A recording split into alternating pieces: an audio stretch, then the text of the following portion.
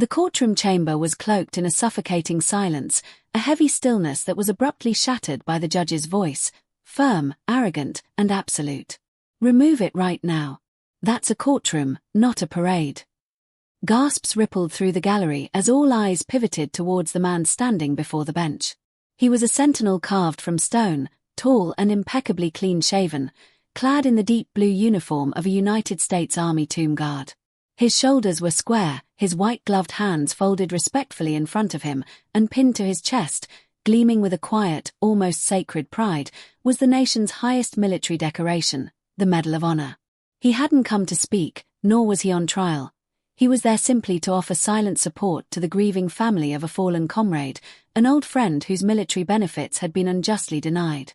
And yet, here he stood, facing a judge whose tone dripped with an almost visceral contempt for everything that gleaming medal represented. "I said, remove it," the judge repeated, his voice louder now, laced with impatient demand. "No unauthorized insignia in my courtroom." The tomb guard, however, remained rooted, a monument of quiet defiance. He merely raised his chin slightly, his eyes steady, unwavering. "Your Honor," he said, his voice low but unshakably calm, each word imbued with profound weight, "this is not insignia. It is the Medal of Honor, awarded in combat. It is not for decoration. It is for remembrance." The judge scoffed, a dismissive sound that grated against the reverence held for the medal. "This isn't Arlington.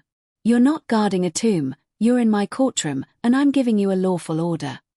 A tense murmur swept through the crowd.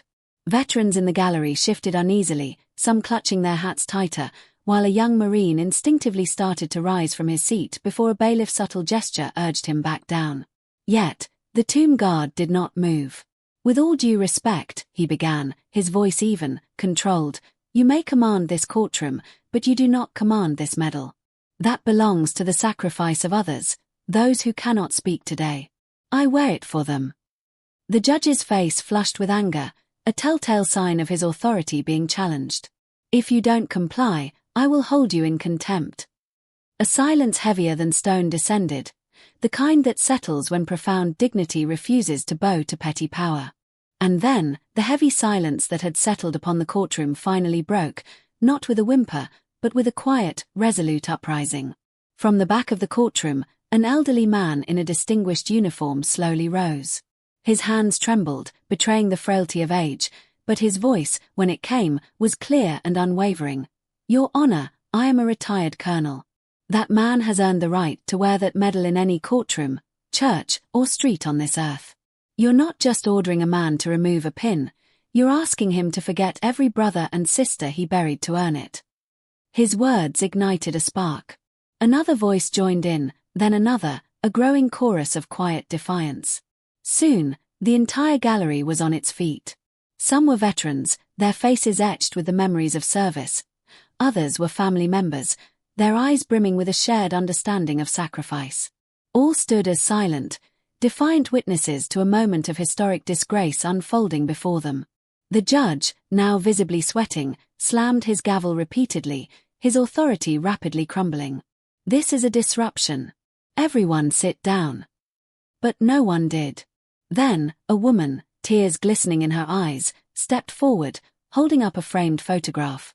It showed her son in uniform, smiling, vibrant. "He served with the man you're threatening," she choked out, her voice thick with emotion. "He didn't make it home. But that medal, that honor, that's all I have left of what they stood for. You don't get to erase that." The judge, flustered and desperate, motioned frantically for the bailiffs, but even they remained rooted, their faces stoic. In a silent, powerful show of solidarity, they refused to carry out his command. The tomb guard, his voice still soft but cutting through the tension with undeniable force, delivered the final, crushing blow. "Your career may have climbed from verdicts and decisions. Mine was carved in blood and silence. You may strip my words from record, but you will never strip the meaning from this medal." A roar of respectful applause, brief yet powerful and utterly uncontainable, erupted through the courtroom, a spontaneous eruption of collective admiration for his unwavering stance. The moment, brief yet profoundly powerful, transcended the courtroom walls with astonishing speed. Cameras had captured the raw emotion, the silent defiance, and the judge's crumbling authority. Social media feeds instantly lit up, the clip going viral, and soon, the entire nation bore witness as a seemingly untouchable judge attempted to erase an act of valor, only to lose everything himself.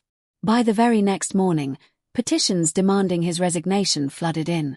Veterans across the country, their voices unified, demanded justice for the disrespect shown to one of their own.